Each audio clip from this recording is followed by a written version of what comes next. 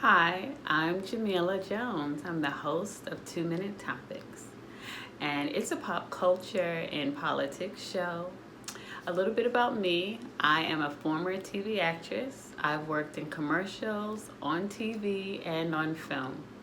And I've been doing that for over 10 years, so you could call me an entertainment insider. On today's show, I would like to talk about Sharon Osbourne and her leaving the talk. Okay, so do we feel like Sharon is a racist, or do we feel like she is just a loudmouth? She's just an opinionated person. Well, my take is Sharon Sharon is a racist. Okay, so let me get into it. First of all, we have Leah Remini, who used to work at the Talk. Now, she has told many people, and specifically one journalist, that Sharon called Julie Chen, who used to be on the Talk, slanty eyes. She also made disparaging comments about one of the other co-hosts, Sarah Gilbert, making reference to her being a lesbian in a derogatory way. She also called Holly Robinson Peake ghetto. So she has had a reputation over the years of making very negative comments, and a lot of the comments they're bigoted. I mean, let's just let's just cut it to the chase. So when it came to Sheryl Underwood and how she was reacting to the problems that Sheryl came to her with, she was very aggressive. She was cursing at her, and I don't think she would have done that to other people. She's never done that on air to Sarah. I mean, they disagreed before, but I think that there was something there. Sharon is the type of person, I feel, that as long as she doesn't use the N-word, she doesn't feel she's racist. Like, she can speak in a coded language, coded words, and to her, that's just being opinionated, but it doesn't cross the line into racism. Okay, so getting into how she got fired. They said that she left, but if you've been around Hollywood enough, and even if you haven't, you kind of understand that why would she go on a on an interview tour during their hiatus when it first happened, when the incident first happened? Why did she say that she panicked and that's why she lashed out at Sheryl? She thought that she was being thrown under the bus. She implied that she might have been fired. Well, if you are so scared about being fired, then why are you suddenly leaving? No, you're not leaving. Come on, Sharon, you're not leaving.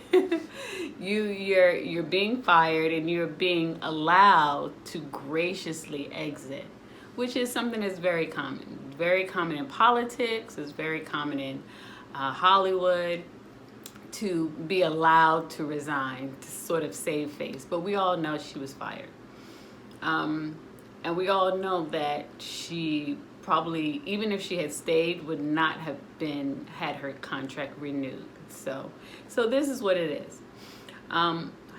What is my take on it? What I feel is CBS has known for a very, very long time that Sharon is a racist and that she's a bigot. But they can't just come out and fire her, right? They can't just say, oh, well, we heard through Leah Remini that you called Julie Chen slanty eyes. And just for one moment, let's just sit in that. Okay, I want you to imagine going to one of your coworkers at your job, right? And you call your boss's wife slanty eyes. Now, I don't know any of you out there, but just let that sink in. How do you think the environment of the work, once it gets around that you have been racially insensitive at the least and racist at the most with your boss's wife, because that's who Julie Chen is. She was the wife of Les Moon. She is the wife of Les Moonves, who was the head of CBS. So that was, Julie was literally, as the British say, literally her boss's wife. And she called her slanty eyes. Okay. Interesting bravado that Sharon has to do something like that. So my feeling is it got back to Julie, and all of the things that were said. It probably got back to Sarah, who actually was an executive producer on the show before she left. What I think is that both these women, who still had friends or colleagues at CBS, executives, being that both of them were executive producers of CBS shows, I think that there was a roundtable meeting that what is going to happen is we're not going to fire Sharon. We can't fire her. She can sue. She can turn around and sue us and say it was just hearsay. I may have said it, but it was, after work hours. It wasn't for the public to know. So, or she could say that Leah's lying. Here, he said, she said, right? So this is what I think that they did. They decided, we'll just sit it out. We're going to just wait it out. We know who Sharon is. We're going to allow her to just hang herself with her own rope. We're just going to let her talk and talk. The show is called The Talk. We're just going to let her keep going. And one day she's going to slip up. And bam! That's where we're going to get her. And that's what I feel this is. She says that she felt that she was being thrown under the bus.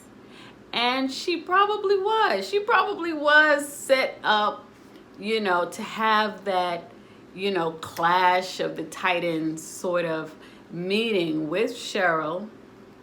And that's why I feel like Sheryl was very calm and poised, because I feel like she was probably prepped by executive producers, by whoever is in charge.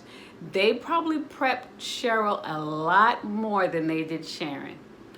But you're a professional, so if you've been on talk for over 10 years, you have to be quick, whether you're prepped or not. So that she doesn't really get out of how she acted or the thing, because there are people who are on TV every day. Oprah's been on TV for over 25 years, okay? And by the way, I've been on the Oprah Winfrey Show. So I've been backstage.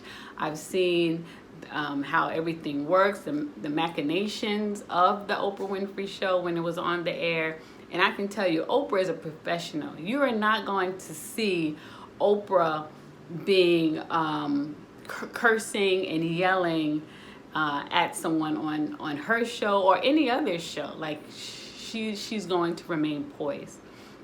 So whether or not Sharon felt that she was being thrown under the bus or she was not being prepped, they don't owe you anything, Sharon. Like, they don't owe you to let you know what Cheryl's gonna say, what you're gonna say. Like, even if that had been how they do it on the show, they don't owe you anything. It is your job to remain calm and to speak your truth and move on. But she didn't do that. She got very hostile and nasty and demanding and tried to put Sheryl in her place. And it backfired. That's as simple as it can get.